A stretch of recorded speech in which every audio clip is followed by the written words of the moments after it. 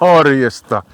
Pistetään tuohon videoon kohta näkyville, että kun nykäsin tukkivinssillä tuolta ojan ylittää tämän tukin, että tuolla ojanpenkan tolla puolella näkyy tommonen harmaalepän pöllinpää. Eilen sen tosta kaadoin ja yllätyin tuolta tyvältä, että kuinka hyvässä kunnossa iso harmaaleppä oli. Ja taisin ottaa vähän turhan pitkän tukinkin siitä, että sitä ei polttopuiksi tehdä. Niin nyppästään se tuolla tukkivinssillä tänne pellon puolelle, niin sen saa sitten ronkkelilla kyytiin.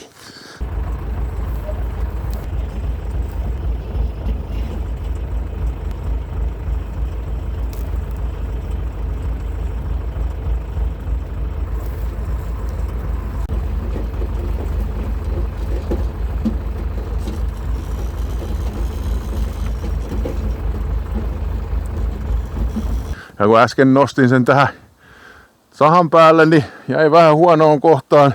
Kokeilin piruutta, niin eihän se yletyessä tätä sahaamaa siirtämään ei rupee. Ei muuta, otan kohta tosta pätkän pois ja sitten pistetään saha laulamaan ja otetaan harmaalepästä siivut pois. Mutta hei, nyt ruvetaan hommiin.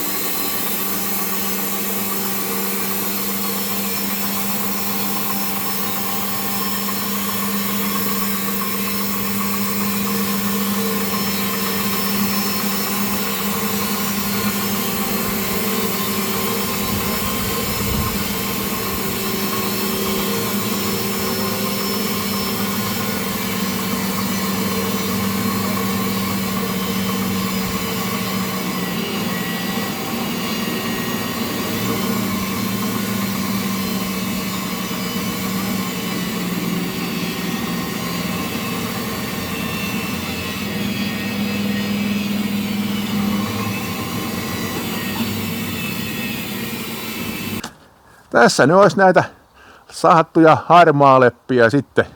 Jätin tämän viimeisen tämmöiseksi paksuksi. Täytyy se tästä ronkkelilla viedä pois.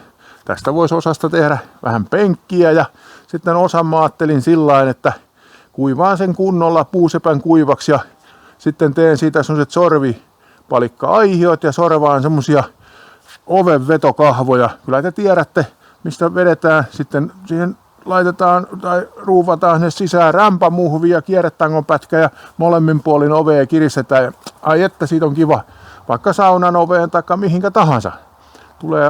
Voisi kokeilla tästä harmaalepästä tehdä semmosia. Ja aikaisemminhan siinä tuli sitten tuumavarttista eli 32 millistä tuli kyllä vähän reilun paksusta ja sitten 50 millistä eli 2 tuumasta. Niistä voisi tehdä sitä saunan laudetta, mitä tuossa aikaisemmin mainitti. Kyllähän tää meinaa tää harmaaleppä, niin tää on kiva saunassa, kun tää ei ole peffalle niin kuuma. Mutta nyt lähdetään hei saunan lämmityksiä ja se on morjesta.